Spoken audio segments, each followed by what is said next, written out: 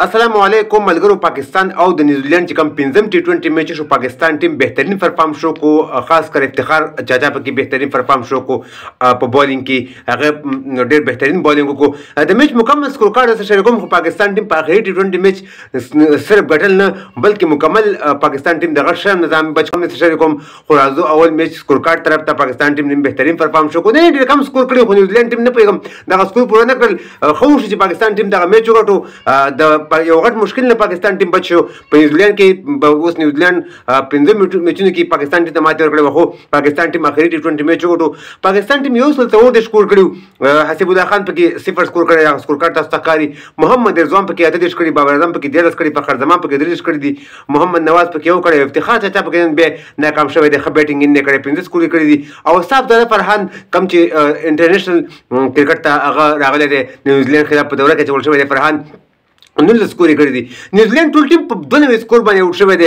11 اوورو کې پاکستان ټیم بولینګ طرف ته کومنګا راشو شهنشاه افریدي په 3.2 کې 60 سکور ورکړي، 2 وکټ اخیستي دي. او افتخار چاچا پکې بیټ زیات بهترین بولینګ کړی، په 4 اوورو کې 30 سکور ورکړي دي، 3 مهمه وکټ د خپل ټیم لپاره اخیستي دي. افتخار چاچا بهترین بولینګ کړی دی. ټول پاکستان کرکټ فینس ته، ټول پاکستان مینوال، پاکستان کرکټ مینوال ته دي دغه میچ ډېر مبارک، یو بهترین پرفارم شو کو. او هغه مهمه خبره دا و چې پاکستان ټیم چې کوم شر نظام بچ کو، چې پاکستان ټیم د کلین سویپ نظام بچ کو، د وایټ واش نظام بچ کو. نو پاکستان ټیم په کلین سویپ خوړلې وي، وایټ واش په پاکستان ټیم خوړلې وي، خو پاکستان ټیم په اخري میچ کې بهترین پرفارم شو کو. ډېر کم سکور هم کړی نیوزیلند ټیم دغه سکور پوره نه کړل. د افتخار او د شهنشاه افریدي په ښه بولینګ په وجه باندې، محمد نواز هم ښه بولینګ کړی دی، ټول د کاونن ښه بولینګ کړی دی، ښه فیلډینګ یې کړی دی. همدغه وجه چې افتخار چاچا 3 وکټې مو اخیستې.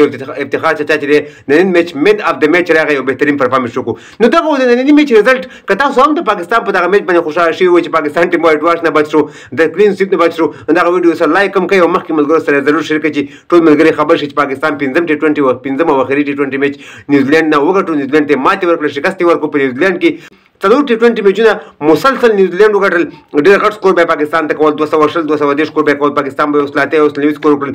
اخري ټي 20 میچ بل اخر پاکستان ټیم وګټو، دغه دوره په دغه باندې ختمه شوه. د ویډیو کتلو ډېر مننه. ویډیو مخکې ملګرو سره ضرور شریک کړئ.